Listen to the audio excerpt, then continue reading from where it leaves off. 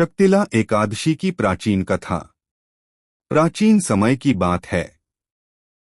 मगध देश में एक धर्मपरायण राजा राज्य करता था, जिसका नाम था सुकेतु। राजा सुकेतु प्रजा का पालन अच्छे से करता था, परंतु उसके जीवन में एक बड़ा दुख था। वह अत्यंत कंजूस था और कभी दान पुण्य नहीं करता था। धन होते हुए भी वह निर्धनों और ब्राह्मणों की सहायता नहीं करता था। समय बीतता गया और एक दिन राजा की अचानक मृत्यु हो गई। मृत्यु के बाद राजा यमलोक पहुंचा। यमराज ने उसके पाप कर्मों के कारण उसे नरक भोग का आदेश दिया। राजा ने यमराज से करुणापूर्वक पूछा कि क्या उसके उद्धार का कोई उपाय है। तब यमराज ने कहा कि पृथ्वी लोक में रहते हुए यदि उसने शक्तिला एकादशी का व्रत किया होता और तिल का दान दिया होता तो वह इस कष्ट से मुक्त हो सकता था।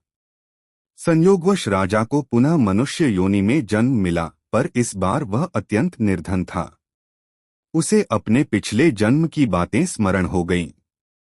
एक दिन वह एक साधु के आश्रम पहुंचा।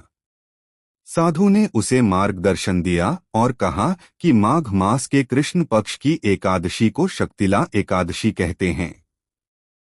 इस दिन तिल का सेवन, तिल से स्नान, तिल का दान और भगवान विष्णु की पूजा करने से मनुष्य के सभी पाप नष्ट हो जाते हैं।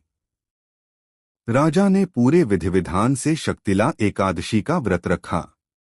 उसने तिल मिले जल से स्नान किया, तिल का दीपक जलाया, ब्राह्मणों को तिल, वस्त्र और अन्न का दान किया तथा भगवान विष्णु की भक्ति की। रात्रि में जागरण कर नमो भगवते वासुदेवाय मंत्र का जाप किया। व्रत के प्रभाव से उसके जीवन के कष्ट दूर होने लगे। कुछ समय बाद उसे एक श्रेष्ठ राज्य की प्राप्ति हुई। वह दयालु, दानशील और भक्त राजा बना। मृत्यु के पश्चात उसे वैकुंठ लोक की प्राप्ति हुई।